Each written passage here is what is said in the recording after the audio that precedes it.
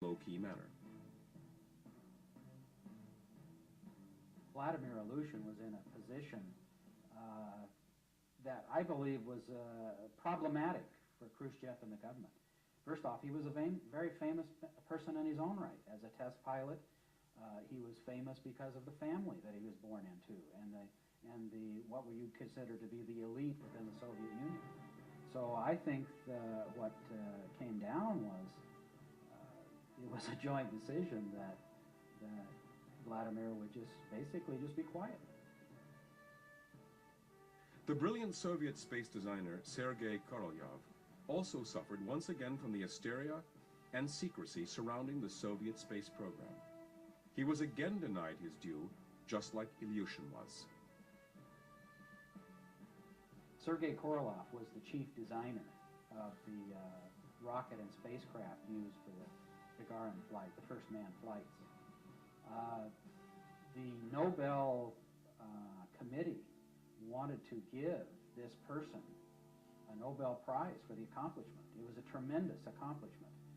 But under Khrushchev and the tight regime at the time, even those that followed Khrushchev, there was no release of his name at all until in fact his death in 1966.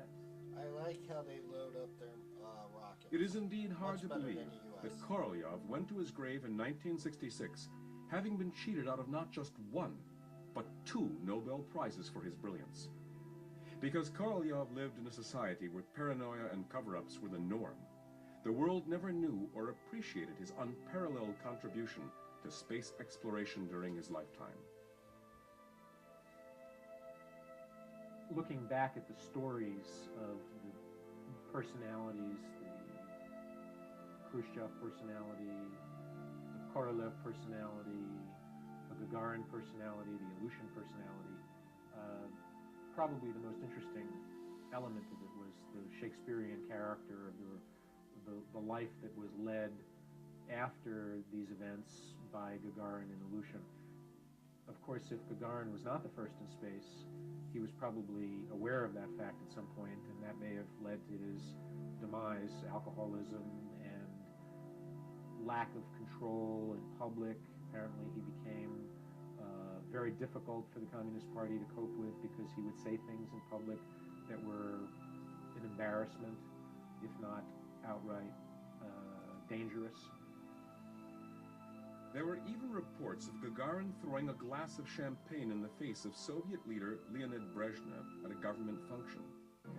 Shortly thereafter, in March 1968, Gagarin died in a highly suspicious and mysterious MiG jet crash.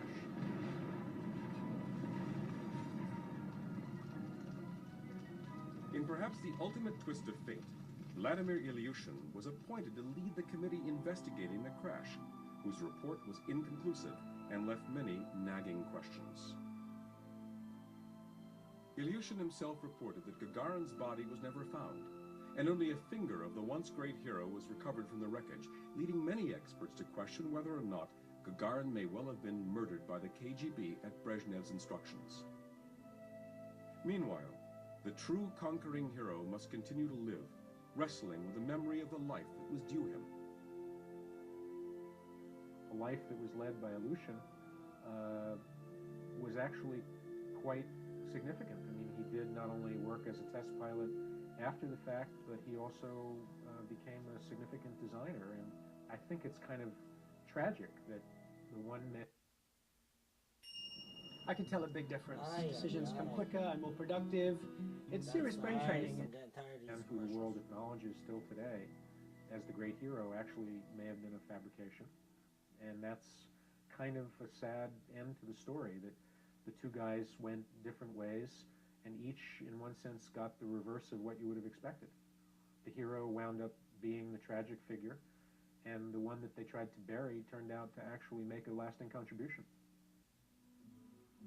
Even though this gentle giant of a man must face the statues of Gagarin, visit the buildings that bear Gagarin's name, and participate in the ceremonies that hail Gagarin as the first man in space, Vladimir Ilyushin knows in his heart that it was his accomplishment that broke new ground, not only in the space race of the Cold War, but in the human quest for knowledge, adventure, and conquest.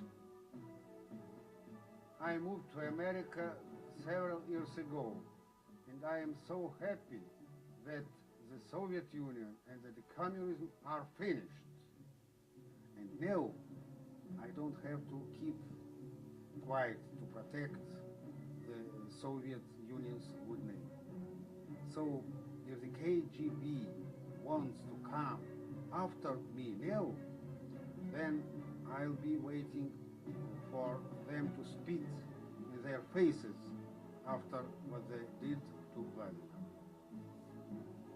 With the truth at last unveiled, Vladimir Ilyushin deserves to be recognized as the space pioneer and hero he is, rather than as a footnote in a falsified history.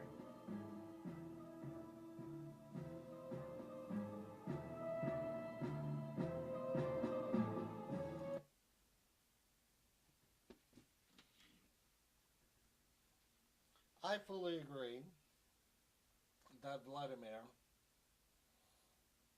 Ilyushin, however you say his name, should be deemed the first man, the first Russian to have ever been in space.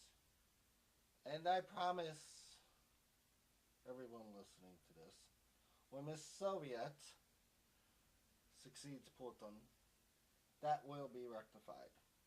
But Russia did not realize now they have three things to be proud of.